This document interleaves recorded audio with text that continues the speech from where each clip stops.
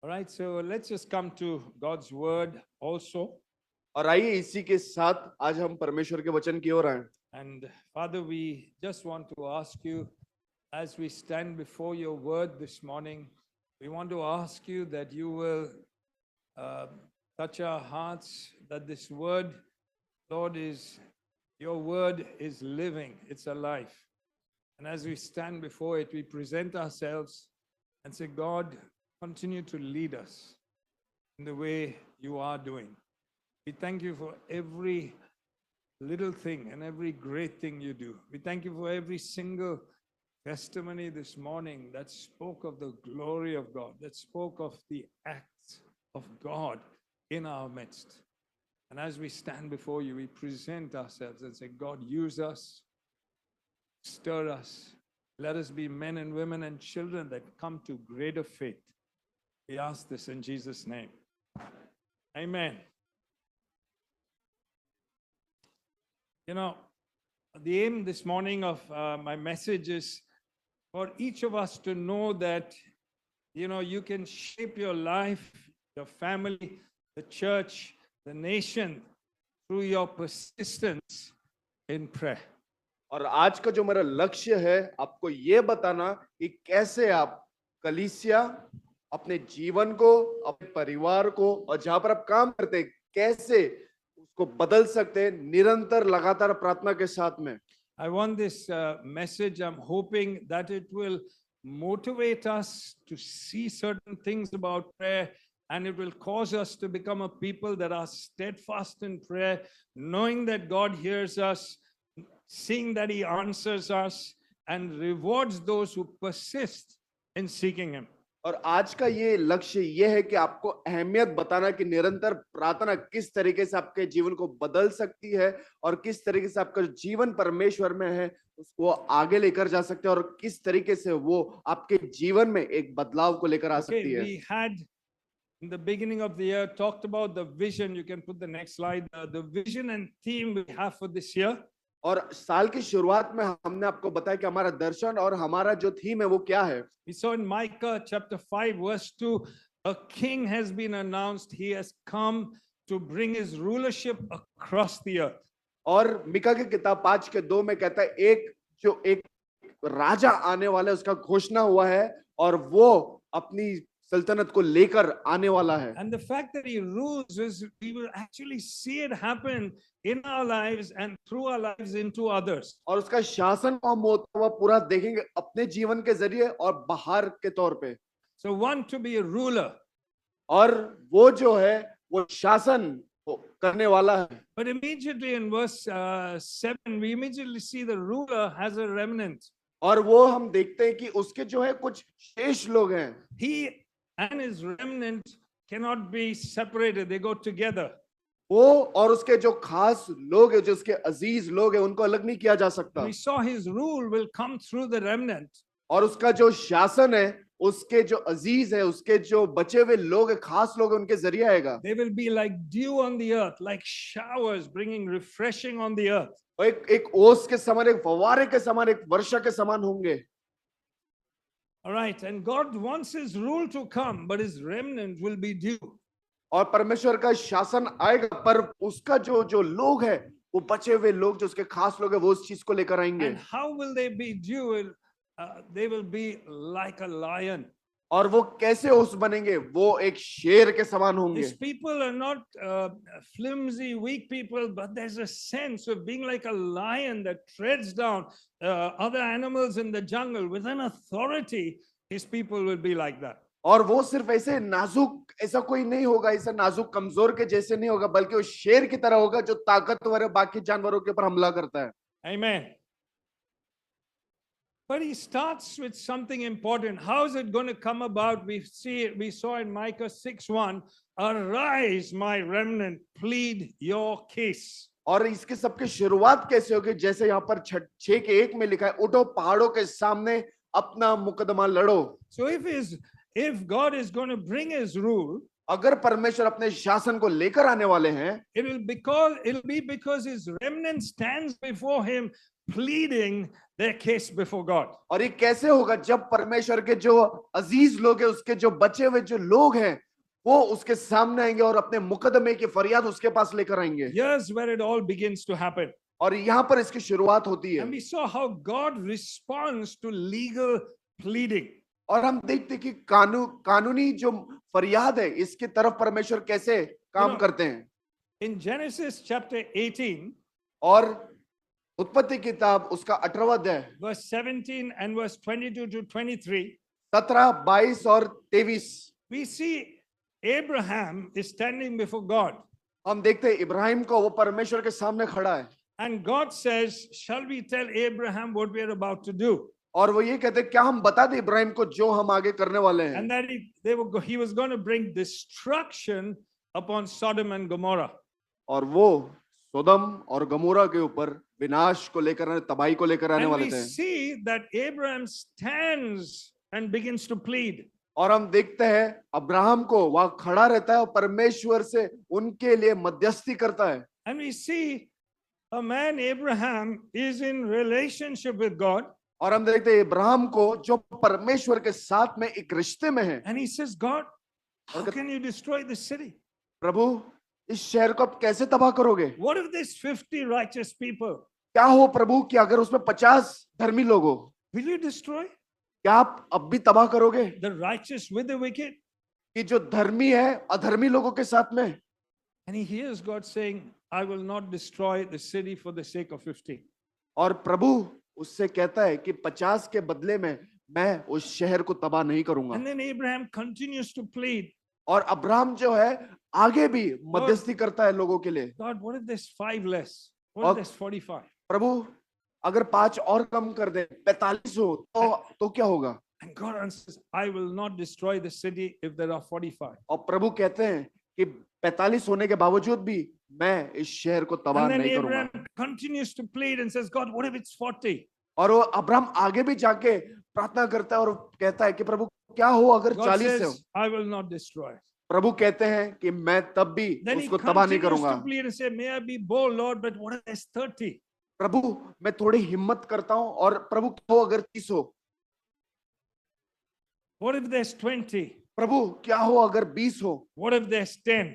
प्रभु क्या हो अगर सिर्फ 10 ही हो?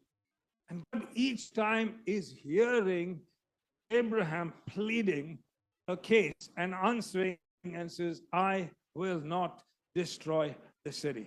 और अब्राहम जो है लगातार इस फरियाद को परमेश्वर के पास लेकर जा रहा है और प्रभु उससे कह रहा है मैं सुदम और गमोरा को नष्ट Now नहीं I want करूंगा। us to notice something. और मैं चाहता आप अपना गौर इसमें फरमाएं। When we talk of salvation, we always talk, I'm so glad I am saved. When I die, I'll go to heaven. और मैंने बहुत लोगों को से सुना है कि जब हम उद्धार के बारे में सुसमाचार देते हैं, हम ये बोलते हैं मेरा उद्धार हो गया और जब मैं मर जाऊंगा या मर जाऊंगी मैं स्वर्ग जाऊंगी। But I want us to notice Abraham. और मैं चाहता हूं आप अपना गौर अब्राहम की ओर फरमाएं। He is saved into a relationship with God. और उसका उद्धार होता है, वो बचाया जाता है कैसे? उसके रिश्ते के द्वारा जो परमेश्वर के साथ में है। And that relationship with God can have repercussions for the whole world. Impact. और उसका जो रिश्ता है उसकी वजह से जो रिश्ता परमेश्वर के साथ है उसका असर दुनिया पर पड़ सकता है। He's not talking just I'm saved. He begins to know God. और वो सिर्फ इस बात को लेकर नहीं बैठा है कि मेरा उद्धार हो गया, वो संसार के लिए भी परमेश्वर को जानता है। When he prays, when he pleads this case, he is discovering who God is. और जब वो इस फरियाद को परमेश्वर का लेकर जा रहा है, अपने उस मुकदमे को परमेश्वर का लेकर जा रहा है और परमेश्वर को जान रहा है, Pleading for this city. और एक शहर के लिए वो अपनी फरियाद को लेकर परमेश्वर के पास जा रहा है। I want your rule to come into the city. और वो कह रहे परमेश्वर मैं चाहता हूं कि आपका शासन इस शहर पर आए। His pleading affects the destiny of a city. और उसका फरियाद परमेश्वर के पास लेकर जाना एक शहर का भाग्य को निर्धारित कर रहा है। Amen. So when we saw earlier, we will be dew on the earth. और फिर हमने देखा कि हम जो इस संसार में ओस के समान And होंगे। God says, arise, plead your case. और परमेश्वर है उठो और अपने मुकदमे की फरियाद He's लड़ो। looking for a people who know how to rise up and begin pleading cases they know they can win. और परमेश्वर चाहता है इस बात को आप जाने कि किस तरीके से आप अपने मुकदमे को उसके पास लेकर जाएं और आप उसके लिए लड़े, उसके लिए प्रार्थना करें और कैसे आप जीते, इस बात को वो जानना चाहता है। Amen. You're not saved just to go to heaven. अब आपका उद्धार सिर्फ स्वर्ग जाने के लिए नहीं हुआ है, We will go, हम जाएंगे, but you're saved into a relationship with God that should impact the world around you. और आपका उद्धार इसलिए हुआ है ताकि आपका रिश्ता परमेश्वर के साथ हो और उसका जो असर है संसार भर में हो। By pleading cases before God and bringing God's rule on earth. और ये तब होगा जब आप अपने मुकदमों को परमेश्वर के पास लेकर जाएंगे, अपने फरियादों को परमेश्वर के पास लेकर जाएंगे और उसके लिए आप प्रार्थना करेंगे। God says, I will rule the world, but through my remnant. और परमेश्वर कहता है कि मैं शासन करूंगा, मैं राज्य करूंगा, पर अपने उस अजीज लोगों के साथ में और अपने जो शेष लोग हैं, विशेष लोग उनके साथ में। And when we start pleading, we also start knowing who God is. और जब हम परमेश्वर के पास अपने फरियादों को लेकर जाना शुरू करते हैं, हम Amen. इस बात को जानना शुरू कर देते कि परमेश्वर And कौन God's है। word says, men who know their God will stand firm and do great exploits for God. और वचन कहता है जो व्यक्ति, जो पुरुष अपने परमेश्वर को जानता है वो बड़े काम करेगा। Amen. So when we plead, when we pray, it's about knowing God. और जब हम परमेश्वर के पास अपने फरियाद को लेकर जाते हैं और जब अपने मुकदमे को परमेश्वर के सामने लेकर जाते हैं, हम अपने परमेश्वर को जानते हैं। Abraham got to know God. और इब्राहिम ने अपने परमेश्वर को जाना। And listen, harvest of grace. और सुनो अनुग्रह की फसल कलीसिया, God wants us as a church to do great exploits. और परमेश्वर चाहता है कि हम उसकी कलीसिया होने के नाते बड़े काम करें।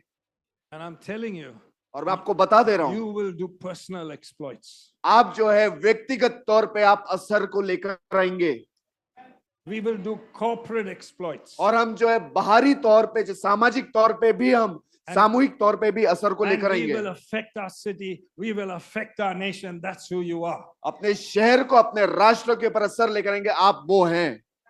Amen. All right. And over the next few months, और आने वाले कुछ महीनों में we're going to be looking at this theme, और इस ये जो थीम है उसकी ओर हम नजर डालेंगे। praying. प्रार्थना, I prefer the term pleading your case. और प्रार्थना के बजाय मैं ये बोलना चाहूंगा अपने फरियाद को परमेश्वर के पास लेकर जाना। And we discover when we plead, we don't only pray for miracles, there is obedience. और जब हम प्रार्थना सिर्फ चमत्कारों के लिए नहीं करते, पर उसके अंदर आता है आज्ञा पालन। All right. I love that testimony of Priscilla. Talked about it's not just miracles. Hey, I learned to look after my 3 kids, trusting God. और प्रिसिला ने कितना बखूबी इतना अच्छा बताया कि ये चमत्कारों के बारे में, बल्कि मैंने जाना उस परमेश्वर And we को। can't only pray, because if we really pray, we will be people who walk in righteousness but with lots of mercy. और जब हम सिर्फ प्रार्थना करते रहेंगे, हम ऐसे लोग भी बनेंगे, सिर्फ Amen. देखने के लिए नहीं बल्कि हम दया के साथ भी जाएंगे। And if we walk like this, we will be due. We will influence the earth. और ऐसे जैसे हम चलते रहेंगे, हम एक असर वाले लोग बनेंगे। And so we're going to be over the next 4-5 months just remaining, going round and round in this theme, so that as a church we will discover pleading the case. We will discover who God is, and we will make an influence in our families, in the church, and beyond. और आने वाले 4-5 महीने जिस तरीके से हम अपना पूरा ध्यान इस बात में लगा रहे हैं, प्रार्थना के ऊपर, इस बात को हम बखूबी जानेंगे कि हम कौन है और किस तरीके से हम अपने समाज में, अपने परिवार में इस असर को लेकर आ सकते हैं। I do believe we are entering a time where we're going to see God use us like never before, and just as we heard this morning. और जिस आने वाले दिनों में हम ऐसा देखेंगे कि परमेश्वर हमारा इस्तेमाल इतने बड़े तौर पे करेंगे जैसे आज तक कभी किया ना हो। That we will access the secrets and the power of prayer. और इस सब की जो कुंजी है वो प्रार्थना के सामर्थ्य में है। And we will see great breakthroughs, और हम बेदारी को देखेंगे, blessings, आशीषों को देखेंगे, great maturity in our midst, हमारे जीवनों में हम परिपक्वता को देखेंगे and great impact. और बड़े प्रभाव को देखेंगे। Amen. Sorry, that's only my introduction, by the way. और ये तो सब मेरा परिचय था संदेश All का। right. So I'm going to look at the next, we're going to look at Jesus teaches a parable on the persistence of prayer And he shows that God responds to those who pray and who don't give up.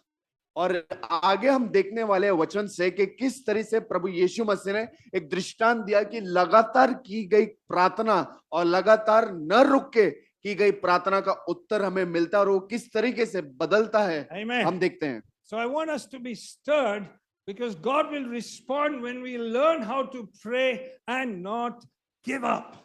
और परमेश्वर आपकी प्रार्थनाओं का जवाब देंगे कब? जब आप जो है प्रार्थना करना रुकने नहीं चाहिए तब. Okay, so let's look at it. Luke 18 verse 1 to 8. I'm going to read it through. Then Jack, you can read it. It's up there if you want. लूका की किताब उसका 18वां अध्याय और 1 से Okay. 18 तक वचन. Then Jesus told his disciples a parable to show them that they should always pray and not give up.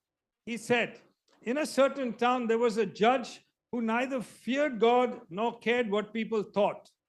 And there was a widow in that town who kept coming to him with the plea, grant me justice against my adversary.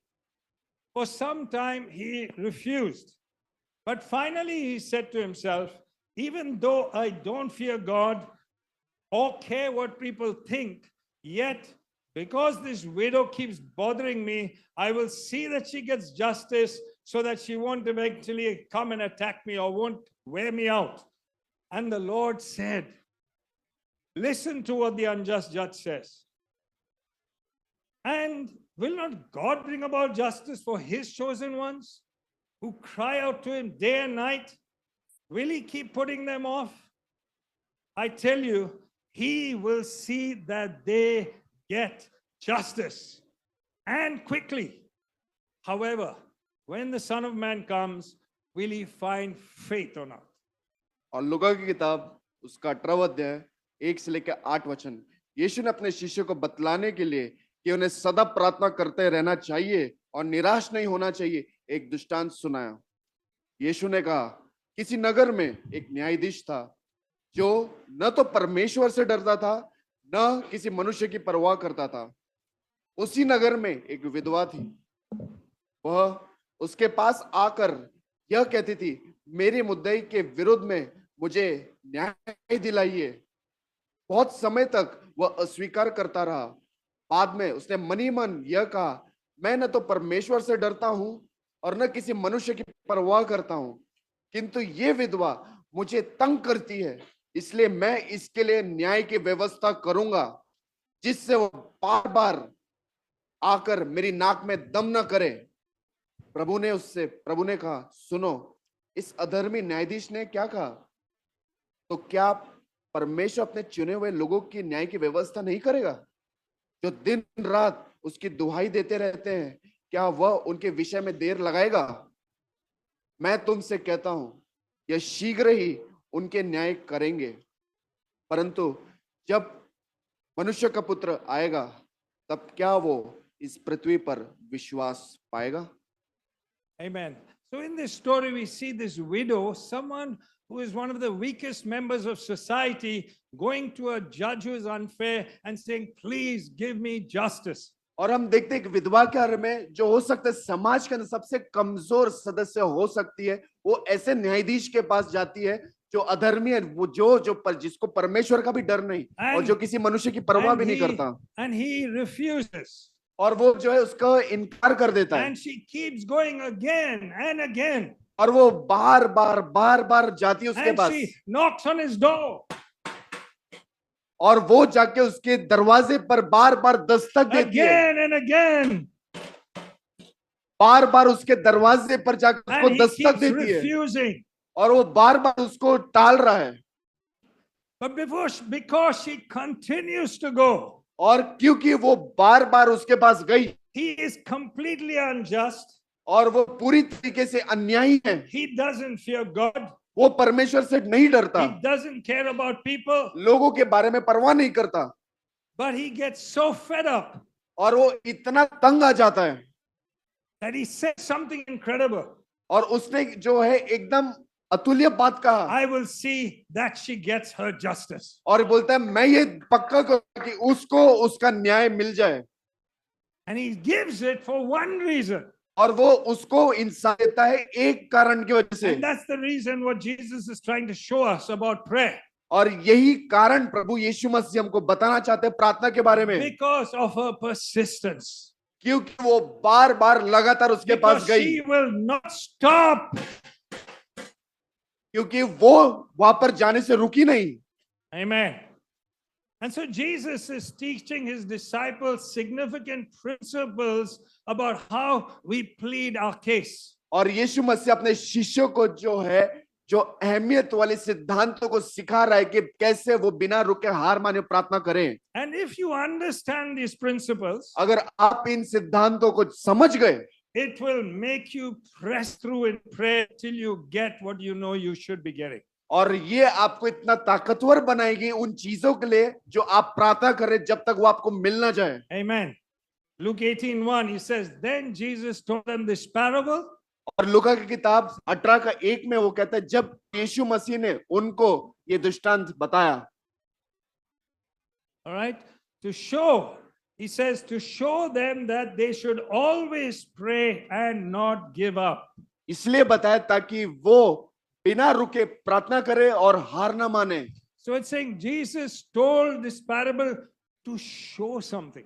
और वो ये कहता है यीशु मसीह ने इस दृष्टांत को इसलिए बताया कि वो उनको दिखा सके। Okay, he wasn't giving a command. Now I'm telling you, you must pray. He's not talking like that. और वो यहाँ पर ये नहीं कहता ये मैं आज्ञा देता हूँ कि तुम ये He's करो, saying, नहीं। I'm telling you a parable to show you something. और वो ये कहते हैं कि दृष्टांत में तुम्हें इसलिए बता रहा हूं ताकि मैं तुम्हें कुछ दिखा सकूं, You will understand something. ताकि तुम उससे समझ सको। And if you understand it, अगर तुम इसको समझ गए, this is the result.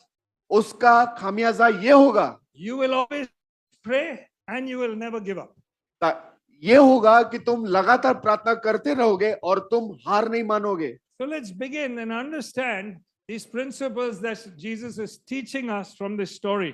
और आइए इस बात को समझे कि इस कहानी में से, इस दृष्टांत में से यीशु मसीह हमें कौन से सिद्धांत सिखाना चाहते हैं। Okay, first principle, when you pray, there is resistance.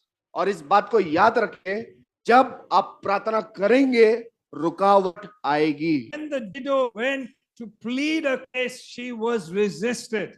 और जब वो विधवा अपने मुकदमे को लेकर उस न्यायाधीश के पास गई, उसके पास रुकावट आया। The judge was unjust and unwilling. और वो न्यायाधीश इस तरीके का था जो अन्यायी था और किसी से डरता नहीं था। And repeatedly she went, but repeatedly he refused. वो बार बार उसके पास गई, बार बार वो उसको टालता गया। And we must notice in this parable how often she went. और हम देखते दृष्टांत में कि कितने मर्तबा वो वहां पर गई। It doesn't give us the exact amount of time, but you can make out it was a significant period of time. और बाइबल में इसका वर्णन नहीं किया गया है कि कितने बार वो गई, पर वो देख के ऐसा मालूम पड़ता है कि कितने बार उसको वो गई होगी वहां Now पर। here's the question. एक सवाल है आपके लिए, Did she immediately get what was rightfully hers? क्या उसको इंसाफ तुरंत मिल गया? No. So Jesus is teaching us a principle. तो प्रभु यीशु मसीह हमें एक सिद्धांत सिखाना When चाहते you हैं। plead your case, जब आप अपने मुकदमे को लड़ें, when you pray, जब आप प्रार्थना करें, and when you know it's a good thing you're praying for, it's a just thing you're praying for. और जब आप इस बात को जानते हैं कि जो चीज के लिए आप प्रार्थना कर रहे हैं वो भली और अच्छी है, The first principle he wants us to know is we don't get immediate answers. और वो इस बात को आपको बताना चाहता है कि आपको हो सकता है कि तुरंत उस प्रार्थना का जवाब ना मिले, There is resistance. रुकावट आएंगी। This is the first principle. ये पहला सिद्धांत है। If we understand this, अगर इस बात को हम समझ गए, then you will not give up easily. आप आसानी से फिर हार नहीं मानेंगे। Amen. So tell your neighbor just now, अपने बाजू वाले से आप कहें, understand this. इसको समझ लो, There's resistance. रुकावट आएगी, Don't give up. हार मत मानो।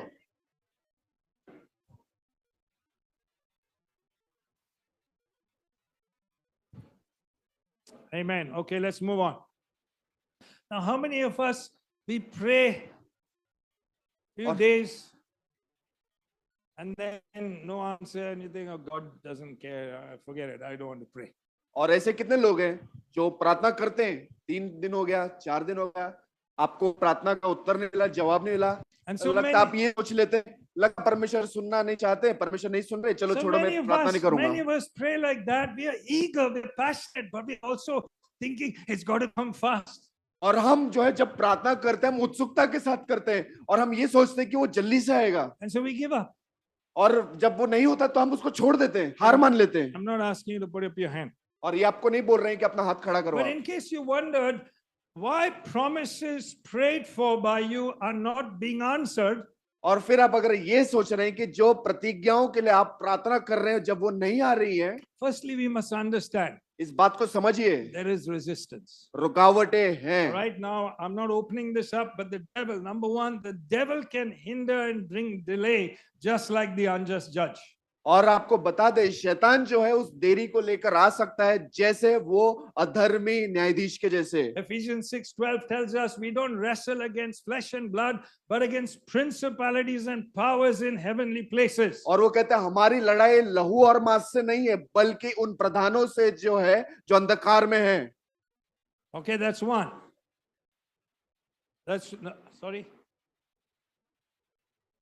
Okay, number two, दूसरी बात, God works out certain things in our lives during this time of resistance. और ये जो रुकावट का जो समय है, इस समय में परमेश्वर हमारे अंदर काम करते हैं। And God shapes us in this time of resistance. और ये जो रुकावट का समय है, इसमें परमेश्वर हमें अंदर से आकार देते हैं। And God also allows delay.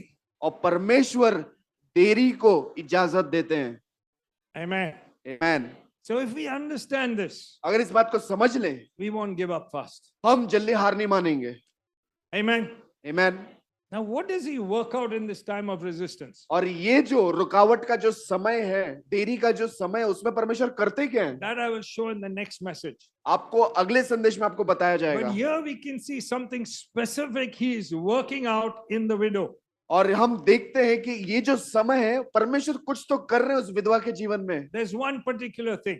वो एक खास चीज We see it in what the widow does. हम देखते हैं वो विधवा करती क्या Okay, है। so number two, दूसरी बात, she persists. She keeps asking. She keeps pleading her case. और हम देखते हैं वो बार बार लगातार बिना रुके अपने मुकदमे को लेकर जा रही है, अपने फरियाद को लेकर जा रही है। Now, I don't know about you, but you cannot pray when you're not convinced that God's going to give you something.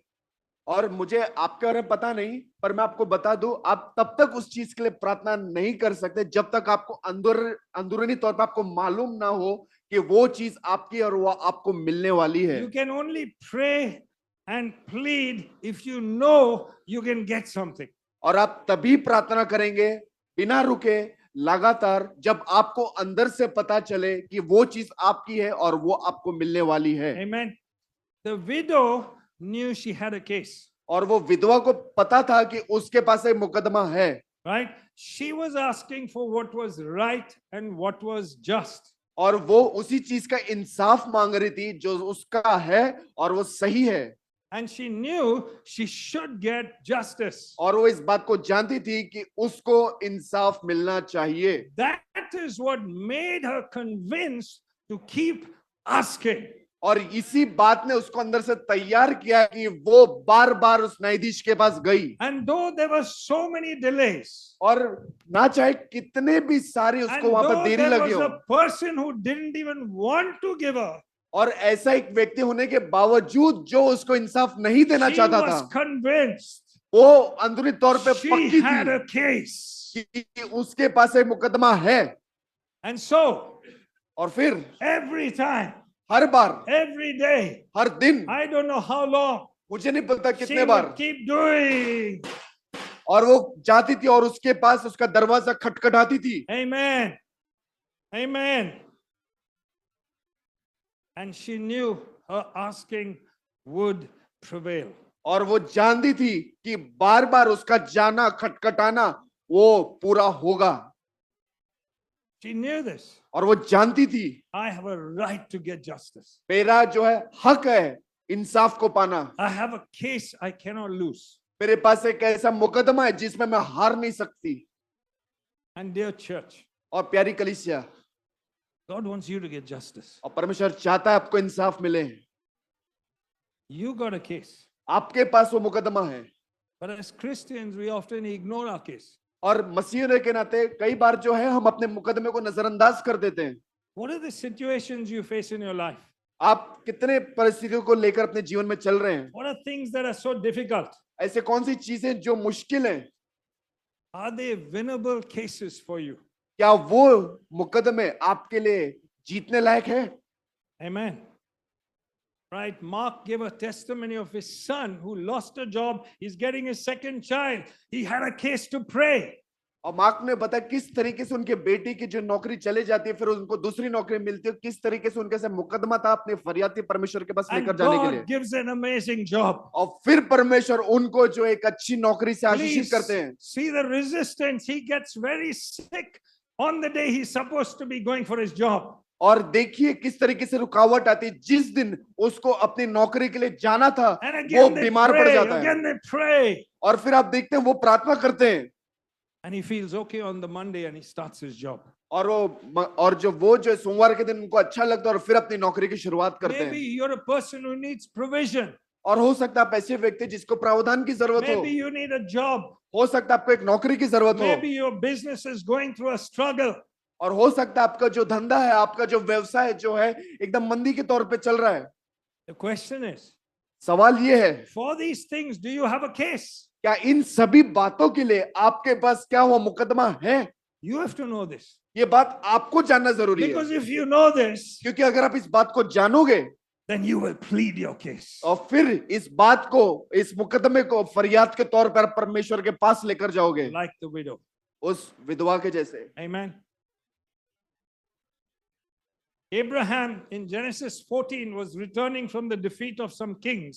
और इब्राहिम जो है उत्पत्ति 14 में हार के राजाओं से वो आ रहा था, And he said, हराकर आ रहा था। and one of the kings there said, listen, okay, you keep all the goods. और राजा उससे कहता है सारा जो माल है वो तुम रख लो। And Abraham said, I will not take anything from you because only my God provides. और बोलता है मैं तुझसे कुछ नहीं लूंगा, मेरा परमेश्वर सारे जरूरतों को पूरा करता है।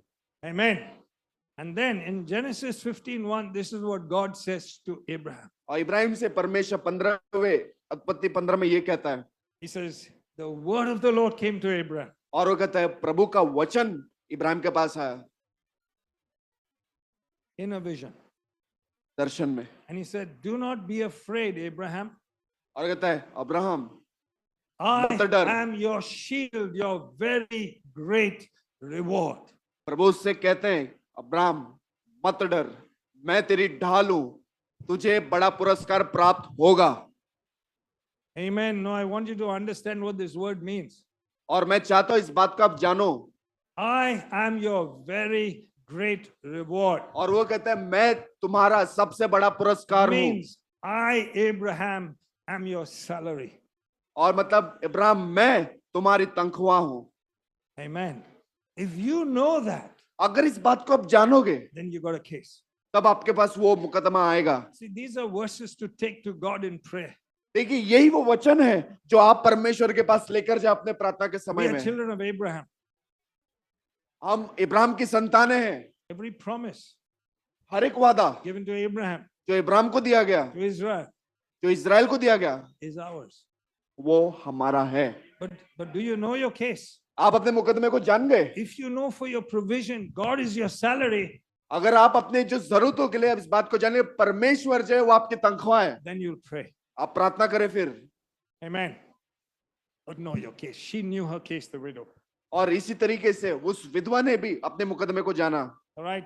The same, if you look in 1 Kings 17, no time, the widow of Zarephath, और हम विधवा को देखते हो ज़रफ़ात के समय में थी। she had just little bread or little flour and little oil, and she said, I'm going to eat it. My son and I will eat it and we'll die. That's it. वो बोलते- Famine in the land. There's वो- no food. और अकाल पड़ा था वहां पर, और वहां पर उसके पास, उस विधवा के पास कुछ नहीं था बल्कि थोड़ा सा आटा, थोड़ा सा कुप्पी में तेल था, और वो कहता है ये खाऊंगी मैं अपने बच्चे के साथ, लड़के के साथ खाऊंगी और मर जाऊंगी। And here comes this mighty man of God, the prophet, and says, okay, that flour and that thing is for me. Make the thing for me. और फिर परमेश्वर के नबी वहां पर आते हैं और उनसे ये कहते हैं कि ये जो आटा है और ये जो थोड़ा सा तेल, इससे कुछ मेरे लिए बना और मुझे दे दे। And she makes it. और वो बनाती है। And then the prophet says, और फिर नबी कहता है, that flour jar will not get empty. और वो आटे का बर्तन कभी खाली नहीं होगा। That jug of oil will not be empty. और वो जो तेल है Amen. वो कभी खाली नहीं होगा। So when we look at the Bible, we take out these stories and learn to make our case when we pray.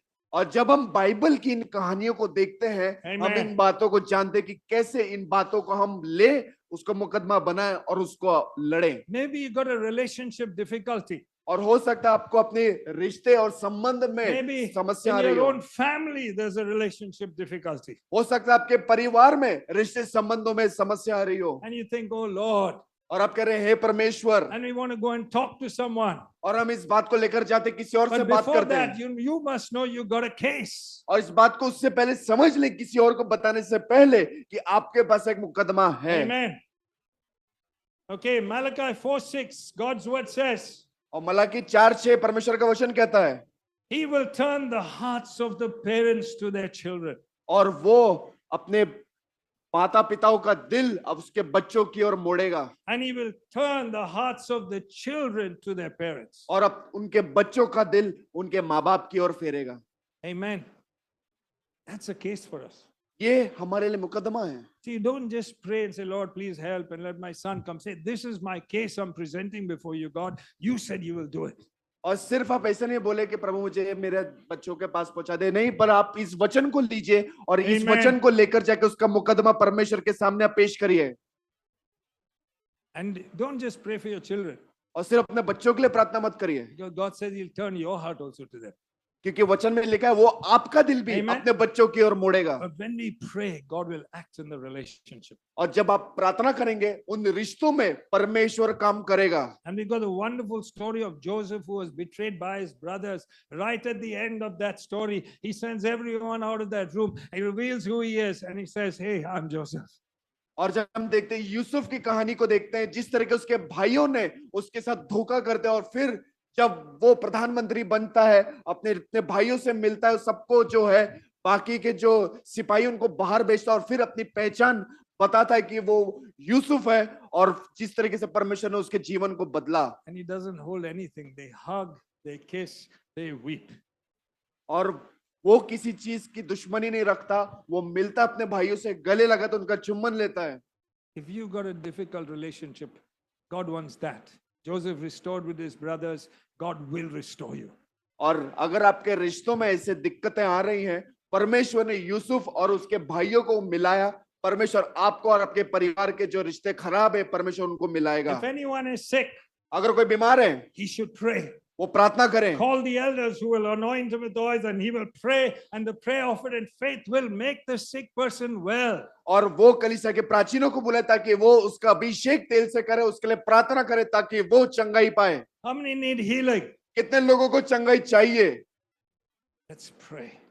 प्रार्थना करें। You have a case. आपके पास वो मुकदमा है। Amen. And God wants to use you to change the world. Don't just say, God, help me. No, use me to change the world. और प्रभु आपके जरिए दुनिया बदलना चाहता है। ये मत कहे प्रभु मेरी मदद कर, बोलते प्रभु मेरा इस्तेमाल कर ताकि मैं दूसरे की मदद करूं। Isaiah is in the place of prayer and worship when he suddenly senses what God wants and he hears God saying, who's going to go for me? और यशायाह जो है आराधना प्रार्थना स्तुति में लगा हुआ था, और फिर उसको ज्ञात होता है, उसको सुनाई देता है कि परमेश्वर की आवाज आ रही है, और प्रभु कह रहा है हमारे लिए कौन जाएगा? And he says, God, here I am. और वो ये कहता है प्रभु यहाँ मैं हूँ, Send me. Harvest of grace. We must all be people that are being sent. और अनुग्रह की फसल कलीसिया इस बात को जान लीजिए कि आप ऐसे लोग बने जो भेजे जाएं। Amen. You imagine that little boy who took Samson. Samson was blind, and he took Samson to the pillars. Samson said, give me the central pillars, take me to those pillars. और कल्पना करिए शिमशोन को, जो छोटा बच्चा जो उसको लेकर जाता है, शिमशोन उस छोटे बच्चे से कहता है मुझे इस महल की जो मजबूत मीनारे हैं, इस खंबे हैं, मुझे वहां पर लेकर चल। And he took him to the pillars, and Samson pushed those pillars down, and the entire Philistine leadership was knocked out. और फिर जो शिमशोन जो है उन दोनों खंभों को धकेल देता है, और उसी के साथ जितने फिलिस्तीनी उस इमारत में थे सब के Amen. सब मारे जाते हैं। Now you think, आप सोचिए what was in the boy's hands? उस बच्चे के हाथ में क्या था? He was holding the destiny of Israel and the destiny of Philistine by his leading of Samson.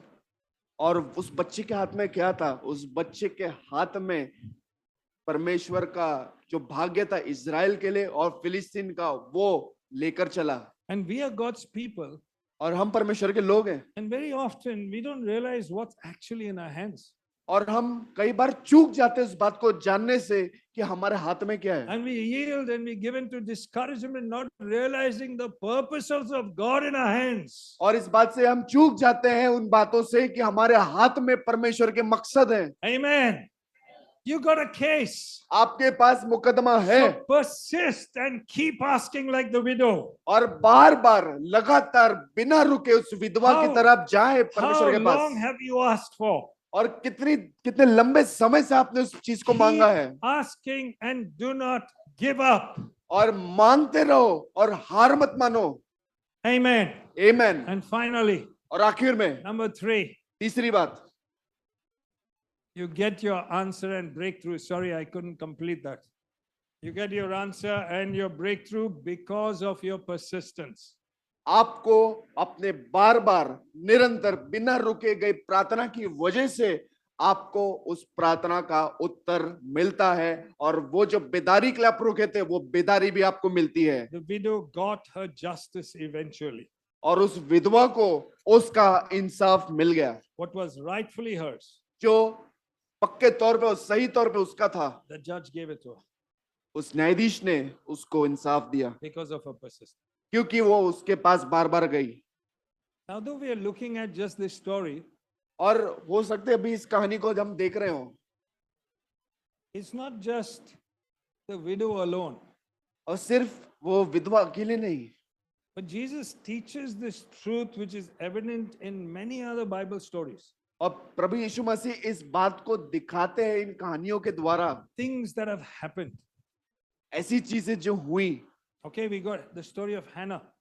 हमने हन्ना की कहानी सुना, She was barren, वो बांझ थी, no child. संतान नहीं हो सकते थे उसको। All right, she was married to Elkanah. उसकी शादी जो है अल्कना से होती है, He had another wife called Peninnah, और पेनिना उसकी और एक बीवी आती है, and Hannah longed for a child. और हन्ना तरस रही थी एक She बच्चे के लिए। prayed and prayed उसने प्रार्थना की, दुआ करती year गई, after year. साल दर साल, She didn't accept the doctor's verdict. और जो डॉक्टरों ने उससे कहा Amen. तो उस बात को नहीं माना उसने। Amen. She prayed. उसने प्रार्थना की, Now the thing is that Elkanah's other wife, Peninnah, kept getting lots of children.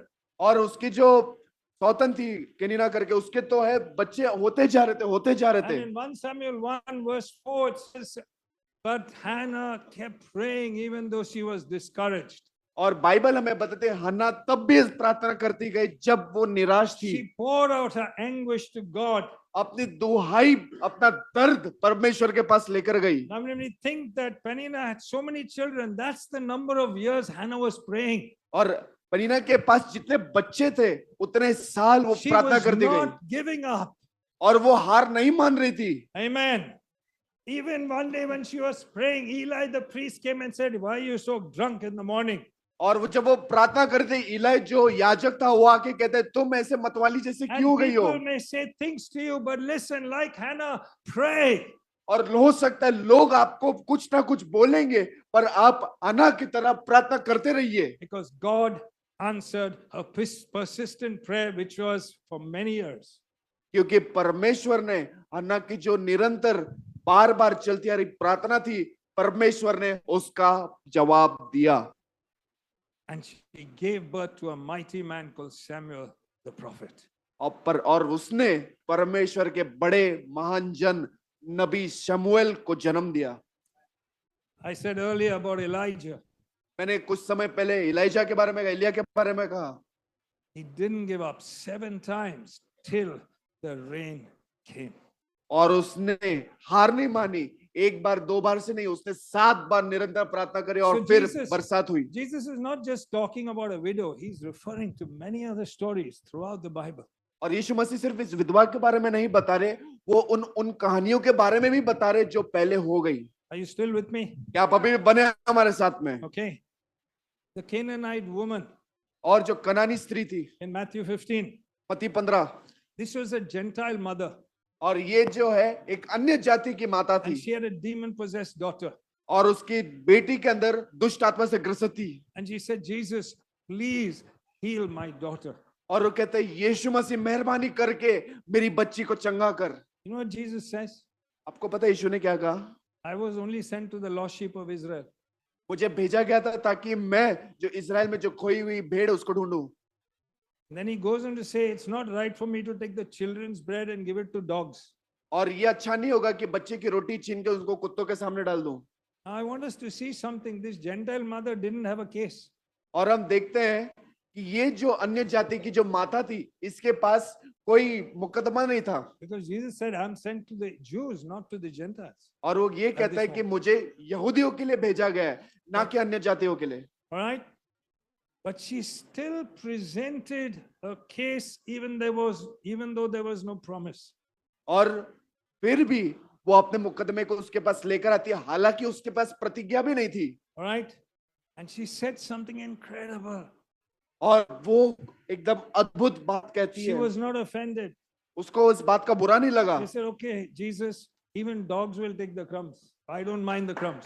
और वो कहते हैं कुत्ते भी जो है जो जूठा वो लेकर जाएंगे, पर वो जूठे से लेने से मैं जरा भी नहीं कतराऊंगी। Can we take some crumbs at least? और क्या वो Yes. बचे हुए टुकड़े हम ले? Let's present our case. और आइए अपने मुकदमे को परमेश्वर के पास लेकर जाएं। And Jesus said, और यीशु ने कहा, woman, you have great faith. और यीशु ने कहा, हे नारी, तुम्हारा विश्वास महान है Your request is granted. और तेरी जो फरियाद थी, तेरी जो गुजारिश थी, वो पूरी की जाती है। And her daughter was healed at that moment. और उसकी बेटी जिसके अंदर दुष्ट आत्मा पकड़ा था, वो उसको छोड़कर चले जाती है। What I'm trying to show, dear people of God, और मैं आपको क्या बताना चाहता हूं परमेश्वर के प्यारे लोग, or even if you have not yet believed in Jesus, और हो सकता है क्या आपने अभी तक प्रभु पे भरोसा न किया हो, प्रभु में विश्वास न किया हो, if you pray, अगर आप प्रार्थना करेंगे, God is showing us you all have a case. और प्रभु हमको दिखाना चाह रहे हैं हम सभी के पास एक न एक मुकदमा है। Amen. आमीन। Jacob, final story, Jacob, याकूब आखिर he की जो कहानी, struggled with God वो परमेश्वर के साथ संघर्ष किया through the night.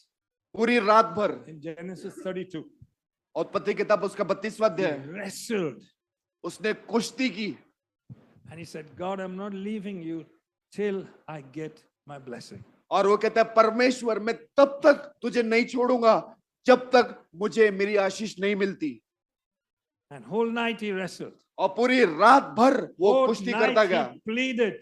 पूरी रात भर वो अपने मुकदमे के लिए लड़ता रहा। And God says to him, और परमेश्वर ने उससे your कहा, name is no more Jacob, you will now be called Israel. और वो ये कहता है अब से तेरा नाम याकूब नहीं बल्कि अब से तेरा नाम Because इज़राइल है। you've struggled with man and you've struggled with God and you have overcome. और वो ये कहता है क्योंकि तूने परमेश्वर और मनुष्य से लड़कर विजय प्राप्त की है।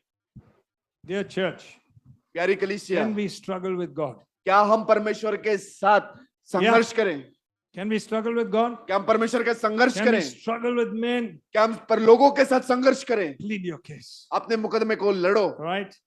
The most important thing in this story और बेहद जरूरी चीज इस कहानी में that will motivate us to pray जो हमको प्रेरणा देगी प्रार्थना करने के लिए is in this question, who is God to you? और वो ये सवाल ये है कि परमेश्वर आपके लिए कौन है? And Jesus said, और यीशु ने कहा, this woman got a justice. यीशु ने कहा इस स्त्री को, इस विधवा को इसका इंसाफ मिल गया From an unjust judge. एक ऐसे न्यायाधीश से जो And then अधर्मी है। he says 3 things. 3 बातें वो कहता Number है। 1, पहला, but God is not like the unjust judge. परंतु परमेश्वर इस अन्यायी न्यायाधीश के जैसे नहीं है। Number 2, दूसरी बात, God will give you justice. परमेश्वर आपको इंसाफ देंगे। To his chosen ones. You are his chosen ones. How can he not give you justice? उसके चुने हुए लोग को, आप उसके चुने हुए लोग हो, क्या वो अपने चुने हुए लोग को न्याय नहीं देंगे? In verse 7 he says, will he keep putting you off? और वो ये कहता है, क्या आपको वो देरी लगाएंगे? God will not put you off. प्रभु जो है आपको टालेंगे नहीं। He will see you get justice and you get it quickly. और परमेश्वर के पास जिस तरीके से आप अपने मुकदमे को लेकर जाएंगे, प्रभु उसका इंसाफ करेंगे, आपको इंसाफ देंगे। This is where we pray. और इसीलिए हम प्रार्थना करते हैं। God says, I am with you. प्रभु आपसे कह रहे हैं, मैं तुम्हारे साथ हूं। I'm not unjust. मैं अन्यायी नहीं हूं। Amen. I will give it to you. मैं तुम्हें दूंगा। Church, let's hear it. I don't know what your cases are, but this is what God's saying to you. I'm not unjust. You're my chosen one. I'll give it to you, and I'll give it to you quickly, and I'll not keep putting you off. और ये इस बात को जान लीजिए, मुझे नहीं पता आपके पास कौन सा मुकदमा है, कौन सी चीज को आप लेकर चल रहे हैं, बल्कि परमेश्वर आपसे ये कह रहे हैं, तुम आओ, बार बार अपने मुकदमे मेरे पास लेकर आओ। मैं उस न्यायाधीश के जैसा नहीं हूं, मैं तुम्हें जो टालूंगा नहीं, मैं तुम्हारे लिए देरी नहीं लगाऊंगा, बल्कि मैं तुम्हें इंसाफ दूंगा और जल्द से जल्द तुम्हें वो इंसाफ दूंगा। And he concludes with this. However, और वो कहता है, जैसे when the Son of Man comes, जब मनुष्य पुत्र आएगा, will he find faith? क्या वो इस पृथ्वी पर विश्वास को पाएगा? See, he wants to give, but will he find faith? देखिए, वो देना चाहता है, पर वो ये कह रहा है, क्या मनुष्य के पुत्र जब वो आएगा इस पृथ्वी पर विश्वास पाएगा? He's looking for something in you and me. वो इस बात को ढूंढ रहा है आप में और मेरे में, to give you the breakthrough. उस बेदारी को देने के लिए। Faith. विश्वास। What is that? वो क्या है? Persistence. लगातार निरंतर बने रहना। God's looking for people who know how to plead a case and who know how to pray and not give up. और परमेश्वर ऐसे लोगों को खोज रहा है, ऐसे लोगों को ढूंढ रहा है जो अपने मुकदमे को परमेश्वर के पास लेकर आ रहे हैं और बिना थके, बिना रुके इस प्रार्थना को करते आ रहे हैं। And Jesus says this. और यीशु उनसे कहता है, Is it not written? क्या ये नहीं लिखा है? My house will be called a house of prayer for all nations of the world. और यीशु ने कहा, क्या ये नहीं लिखा है कि मेरा घर प्रार्थना का भवन कहलाएगा? But you have made it a den of robbers. पर तुमने उसे डाकुओं की खो बना रखी है। And we make church so many other things. और हम कलीसिया को कई बार ऐसी चीजें बना देते But हैं। we don't realize what Jesus says, my house will be called a house of pleading the case. और यीशु मसीह कहते हैं, मेरा जो घराना है वो प्रार्थना का घराना कहलाएगा, जहां पर आप अपने मुकदमे को उसके सामने लेकर आते हो। And I trust we'll see many in this Tuesday, Wednesday, Thursday, people coming to pray. और मेरा विश्वास ये रहेगा कि जो मंगलवार, बुधवार, गुरुवार के दिन उपवास और प्रार्थना का सत्र रहेगा, उसमें बहुत सारे लोग आएंगे। Come, let's stand. आइए खड़े हो जाएं।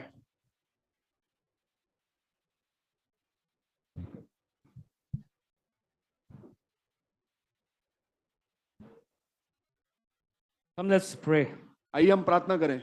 Lord Jesus, we come before you, Lord. और प्रभु यीशु मसीह आपके सामने आते हैं। And Lord, we say that we are weak people. और हम कहते हैं, प्रभु हम कमजोर लोग हैं। But Lord, your word says that in our weakness you are strong. और आपका वचन कहता है कि कमजोर तू कहे कि तू ताकतवर है। And even as we have heard this, Lord God, we will be like that lady, persistent in faith. और प्रभु जैसे हमने वचन को सुना, हम भी उस स्त्री के समान होंगे जो बिना रुके बार-बार लगातार We will आगे be like बढ़ेंगे। Daniel, that whatever our call of duty is, but we will take time out and pray. और हम दनियल के जैसे बनेंगे, न जाने हमारी क्या बुलावट होगी, बल्कि हम उस काम को आगे करेंगे। We will be like you, Lord, who in the middle of the night woke up and went on the mountain and prayed. और प्रभु हम आपके जैसे होंगे, प्रभु यीशु मसीह, जो भोर में सुबह सबसे पहले उठकर आपके पास प्रार्थना Give us करने that आते हैं। desire to pray, प्रभु वो चाहत दे ताकि हम प्रार्थना कर सकें, because we want to see great exploits, Lord God. क्योंकि हम प्रभु बड़े चीजों को होते हुए देखना We चाहते want to हैं। see your kingdom come और प्रभु हम चाहते हैं आपके राज्य को आते हुए देखना and your सकें। will be done. और आपकी इच्छा पूरी होते हुए We देखना want to चाहते see the हैं। powers and principalities of darkness fall down in this country. और प्रभु हम देखना चाहते हैं कि जो सामर्थ और प्रधान है अंधकार के इस देश के ऊपर उसको टूटते और गिरते हुए देखना चाहते So हैं। make us those people who will stand together and pray. और ऐसे लोग हमें बना जो खड़े रहकर बिना रुके हम प्रार्थना करें In Jesus' name. यीशु के नाम में। Amen. आमीन। Amen. Amen.